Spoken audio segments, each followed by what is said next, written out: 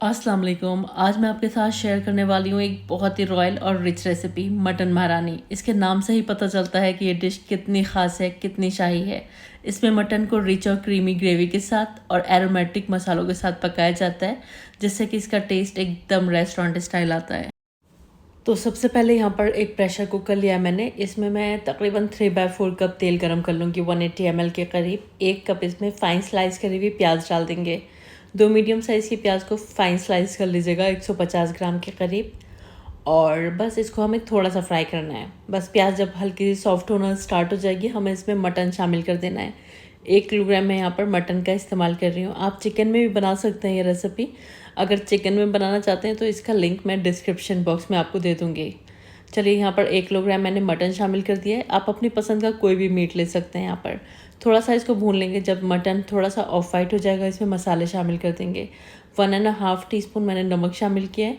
1 teaspoon भर के कश्मीरी लाल मिर्च का पाउडर और 1 टीस्पून भर के रेगुलर लाल मिर्च जो हम यूज़ करते हैं वो इसमें शामिल कर देंगे। और तकरीबन 2 टेबल स्पून लहसुन और अदरक का पेस्ट डाल देंगे और थोड़ा सा इसको भून लेंगे। ज़रूरत हो तो थोड़ा सा पानी डाल लीजिएगा और इसको 7-8 मिनट के लिए हाई फ्लेम पर भून लीजिएगा। तो यहाँ पर मटन हमारा मसालों के साथ अच्छी तरह से भुन चुका है। तो इस टाइम पर हम इसमें दही शामिल करेंगे। तो 1 कप यानी कि 250 ml के करीब मैंने दही लिया हुआ है और बहुत ज़्यादा खट्टा दही नहीं है ये। और दही डालकर भी थोड़ा सा इसको पकाएंगे, 4-5 मिनट के लिए पकाएंगे। तो आप देखेंगे दही काफ़ी पानी रिलीज़ कर देगा। इसी पानी में हम मटन को गला लेंगे। अगर आपको ज़रूरत महसूस होती है तो थोड़ा सा पानी आप और डाल सकते हैं मटन को गलाने के लिए। वैसे दही का पानी सफिशिएंट है, मटन गल जाएगा क्योंकि हम प्रेशर कुकर में पका रहे हैं। अब यहाँ पर मैंने प्रेशर कुकर की लिड लगा दी है। हाई फ्लेम पर जब 1 सीटी आ जाएगी तो गैस की फ्लेम को धीमा कर देंगे और लो फ्लेम पर 10 से 12 मिनट इसको पका लेंगे। मटन है 10-12 मिनट में पक जाएगा। बड़े का मीट लिया है तो 20 से 25 मिनट आपको लग सकते हैं। जब तक मटन पक रहा है, कुछ मसालों को ड्राई रोस्ट करना है हमको। 1 टीस्पून मैंने सौंफ ली हुई है और 2 टीस्पून साबुत धनिया लेंगे। 1 टीस्पून ज़ीरा, आधा टीस्पून काली मिर्च, 5-6 छोटी इलायची और छोटा सा टुकड़ा दालचीनी का, तकरीबन आधा इंच का। इनको हमें हल्का सा ड्राई रोस्ट करना है, बहुत ज़्यादा रंग नहीं बदलना है। बस ड्राई रोस्ट करके एक प्लेट में ट्रांसफ़र कर देंगे, वरना पैन के अंदर कुकिंग प्रोसेस चलता रहता है, इसका कलर डार्क हो सकता है। तो प्लेट में ट्रांसफ़र कर लीजिएगा और जब ये ठंडा हो जाए तो एक मिक्सी के जार में डालकर इसका एक पाउडर तैयार कर लीजिएगा। तो इस तरह से ही हमारा पाउडर तैयार हो गया है। इसको साइड में रख देते हैं। अब इसी मिक्सी के जार में 10 से 12 हम काजू ले लेंगे और 3-4 हरी मिर्च ले लेंगे। थोड़ा सा दूध डाल देंगे।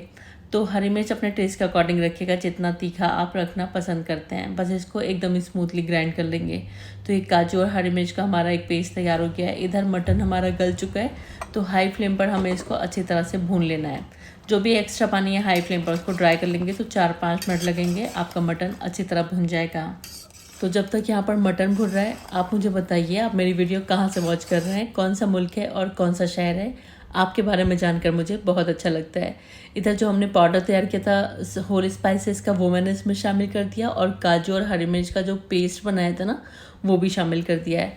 अब हाई फ्लेम पर हम इसको पका लेंगे। इतना पका लेंगे कि इसमें से तेल अलग होने लगे। तो 5-6 मिनट आप पकाएंगे तो इसमें से तेल सेपरेट होने लगेगा।